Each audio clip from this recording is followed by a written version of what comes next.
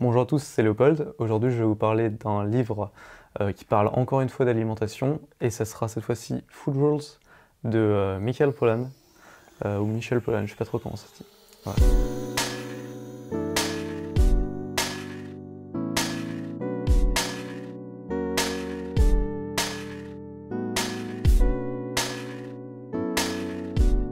En fait, la vision que les gens ont de la nourriture aujourd'hui est très différente de celle de nos ancêtres. Aujourd'hui, l'alimentation, c'est devenu un sujet vachement important pour beaucoup de gens, et du coup, c'est normal de voir à travers les réseaux sociaux, des vidéos ou même des livres, de voir de plus en plus de gens qui parlent d'alimentation et qui en parlent mal. Sur toutes les personnes qui parlent et ont parlé de ce sujet-là depuis qu'il est devenu assez médiatique et assez connu, en fait, la plupart des choses qui ont été dites étaient fausses. Je fais malheureusement pas exception à la règle et on va voir pourquoi dans le livre. Le pourquoi les gens disent de la merde sur l'alimentation, c'est pas du tout dû au fait qu'on est devenu des connards et qu'on a envie de empoisonner son prochain.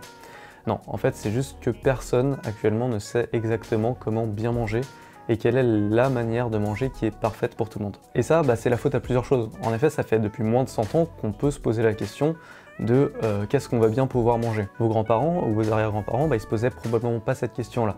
Simplement parce qu'à l'époque, la mondialisation, elle n'avait pas encore pris autant d'ampleur, et que du coup, ce qu'on mangeait, c'était juste ce qui était disponible dans les marchés. C'est ce qu'on pouvait manger, il y avait beaucoup moins de choix qu'aujourd'hui. Du coup, la diététique, donc la science de savoir comment manger, c'est une science qui est en fait vachement jeune, et les études, aujourd'hui, on n'a pas assez de recul pour savoir quelles sont les choses bonnes ou les choses mauvaises ou quoi que ce soit.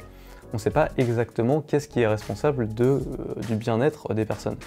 Et les études sont compliquées aussi parce qu'on ne peut pas demander à une catégorie de population de manger des choses mauvaises pendant toute leur vie pour voir s'ils meurent plus vite ou pas. C'est un peu le problème de la question, quoi. Aujourd'hui, tu as tout un tas d'études qui vont aller dans un sens, et le lendemain, tout un tas d'études qui vont aller dans l'autre sens. On peut par exemple citer les campagnes anti-gras qu'il y a eu pendant des années, avec tous les produits à 0%, etc.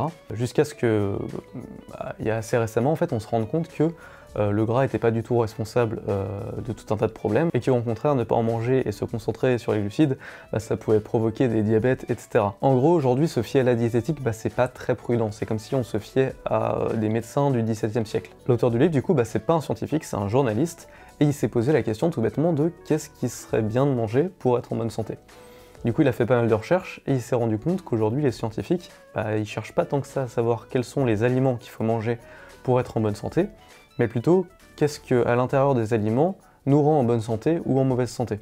Et du coup, lui, ce qui l'intéressait, c'est plus de savoir ce qu'il fallait manger, pas les glucides, les protéines ou le taux d'oméga 3 dans un poisson. Et du coup, le livre, il se concentre sur ça, sur quelles sont les choses qu'on devrait manger pour être en bonne santé. En se concentrant uniquement sur cet aspect-là, il est arrivé à une conclusion, qui est qu'il faut manger de vrais aliments, sans excès, et principalement des végétaux. En principe, suivre cette règle, pour lui, c'est suffisant. Il suffirait de faire ça pour vivre bien et en bonne santé jusqu'à la fin de tes jours. Après, tu peux continuer à manger plus d'oméga 3 si l'envie t'en prend, tu peux continuer à manger des gâteaux de mamie si l'envie t'en prend, mais il faut toujours respecter cette règle, manger de vrais aliments, sans excès, principalement des végétaux. Du coup, l'auteur, en fait, il a écrit ce livre pour aider les gens à suivre cette règle principale, et aussi pour la préciser un peu. Du coup, le livre il se décompose en une soixantaine de règles qu'il faudra suivre pour être en bonne santé, quoi qu'il arrive. Bon, alors je vais pas toutes les citer, juste celles qui me paraissent intéressantes. Par exemple, comment savoir si un aliment est vrai ou pas. Règle numéro 2, ne mangez rien que votre arrière-grand-mère ne reconnaîtrait pas comme un aliment. Ou encore, règle 21, si ça a le même nom dans toutes les langues, ce n'est pas un aliment. Comment savoir si on mange en excès ou pas.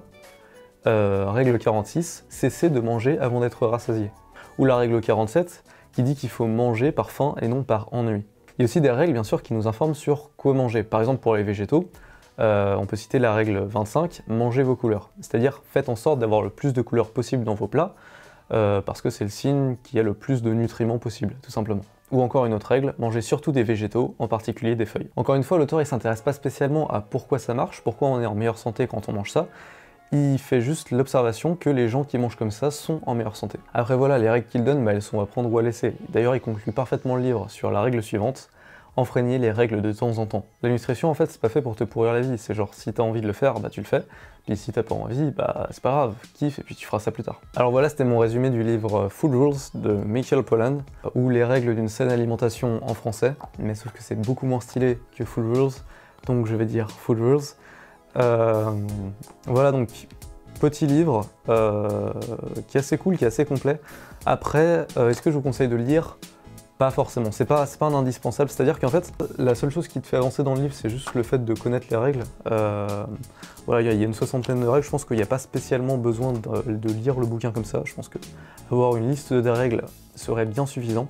Du coup, je laisse la liste des règles dans la description que tu peux télécharger gratuitement. Je pense que c'est suffisant, et puis c'est le problème avec ces petits livres, en fait, c'est que il y a plein de trucs qui se sont dit, mais on va pas forcément tout retenir, donc je vous conseille d'avoir la liste sous les yeux, et puis de repasser dessus assez souvent. Je pense que c'est déjà un truc qui est un peu plus intéressant à faire. En tout cas, merci à toi d'avoir regardé la vidéo, j'espère qu'elle t'a plu. Tu peux me dire ce que toi t'en penses en commentaire, tu peux aussi me mettre un pouce bleu et t'abonner, et puis mettre la cloche, et puis faire tout un tas d'autres trucs pour moi aussi. Non, juste mettre un pouce bleu, ça suffira, ça sera cool. Et voilà, on se retrouve la semaine prochaine, ou pour un autre résumé de livre, ou pour autre chose, je sais pas encore, on verra. Voilà. À plus tard.